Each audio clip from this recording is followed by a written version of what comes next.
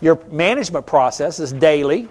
Okay, so as a general manager and owner, you should be reviewing the information from accounting and doing what? And then communicating that to the who? The department managers. So if you are the department manager, this is not it. But as an owner or a general manager, you should be reviewing the accounting information and saying, hey, I go by Don's and say, Don's my parts manager. You guys kicked it yesterday, man. In parts, you did a great job out there. Looks like everybody's doing a better job upselling.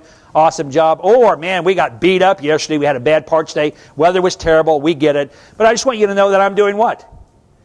What do I need? There you go. I just need you to know that I'm what? I'm watching those numbers, right? I'm looking at those kind of things like this. I'm not here to beat on you. I'm just letting you know that I'm watching what's going on. I'm going to check to see if you made your bed.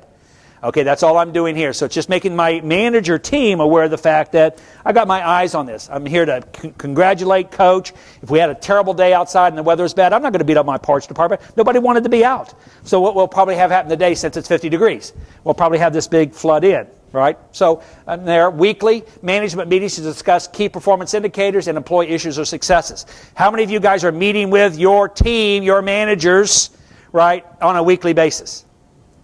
All right. Tim, you do it on a weekly basis. What kind of, what benefit does that give you from a management standpoint, owner standpoint?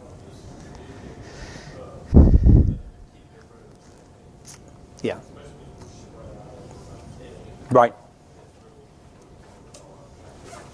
Yeah, so it's just really a matter of communication. You've got to have once a week a dedicated time where you meet with your team and you go through some of the basics from that standpoint. I always like during these meetings to talk about employee issues, right, or successes.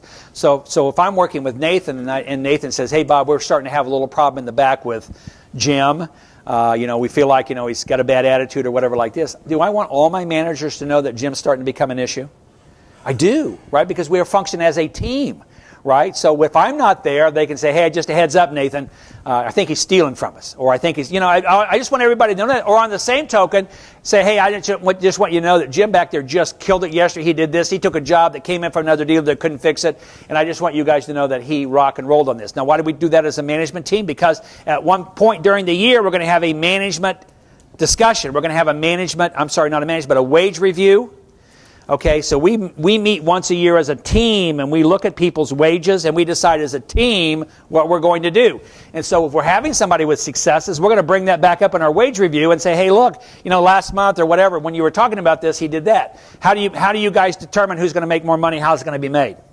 So that should be happening as a management team, not as an individual. We talk about these things as a team and make sure those happen. We talked about that when I did the webcast the other day about we do not tie wages increases into performance review. Those are two totally separate things. We have a wage review once a year on all of our employees, and we do that as a management team. All right? So again, we review the financials with the bookkeeper. So we do the weekly meetings. We do one-on-ones every month with the manager. So one-on-one with the manager. I prefer this happen over lunch. Right? So Jim and I work together, right? Jim manages my dealer development team. Jim and I try to get out to lunch once a month when we can. Why is it better to do it over lunch? Because you're away from everything. I think you can have more candid conversations. So I'd encourage you to do that as an owner or manager. You review the financials, then you evaluate customers' issues regarding processes and engaging key people. So if we had a good customer that had a problem with us, we're going to be looking at our processes on that as a part of, from that standpoint. Then annually, your job is to create and implement a business strategy for the upcoming year. How many people at the end of last year put a business strategy together for 2018? How many people's strategy is hope? Okay. Hope is not a strategy, so let's just get that out of your thing there. Okay, so we don't hope our way to success. We have a strategy. Now, a lot of you guys that are working with us in our dealer success groups, we gave you the tools and stuff to do that with for all your processes and things like this, but have a strategy in place. Work with department managers to create income and expense projections. Each department should be coming up with that for me. Evaluate key investments in equipment, infrastructure, and talent.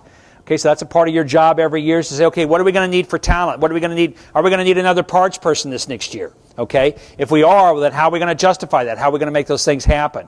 Or do we need some equipment? I need another lift, or I need another $8,000 this. So we start evaluating and making those decisions there. It's going to be a little easier now because of the new tax plan, because from a business investment standpoint, when we make an investment now, we can write it off. Most of them, we can write off the full amount the first year we do it. Where prior to that, we had to amortize our investment, depreciate that over 5 years. So if I needed to make a $250,000 investment, I only got to do that $50,000 a year depreciation, where now if I wanted to make a $250,000 investment, maybe in a new building or redoing something, I can write it all off in 2018. So if I have a great year in 2018, I can write it all off and I can do it. So we got some real perks for that in small business. That's going to be huge for businesses there. And again, then we evaluate, or we have a company meeting to outline our vision, goals, and strategy for the upcoming year. So how many of you people get your people together? This is not the Christmas party. Okay, so this is not the time we do it, but you should bring your whole team together someplace. It could be in the dealership, you're buying lunch or whatever, and your job as a general manager or an owner is to, here's what our look is going to look like for 2018.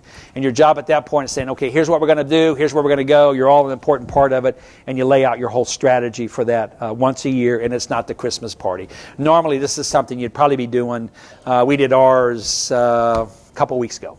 Right, and we really kind of laid ours out. We do it every year. Where are we going? What are we doing? And here's new things we're going to do. And here's some things we did that didn't work so well, so we're not going to do those the same way now. And we just had a conversation with all our people. 3 or 4 hours. We brought in lunch, and it was simple. Not a big deal. Don't pay bonuses. Don't do anything there. It's just a time for us to get together and have a meeting that we run as an ownership team. And here's where we're going to go. We did our 10-year projections. So we were laughing. We did 3-year projections, and in 2018 we had a number that we were going to hit by the end of 2018. We actually hit it by the end of 2017. And so we had to reset it. And so this year we decided to do 10 years. So I tell people again, so we have a 10-year plan on what's going to do it. I'll be 73, hopefully not dead, but I'm excited about it. But I tell people it's kind of the same thing. So we talk about those things at that time.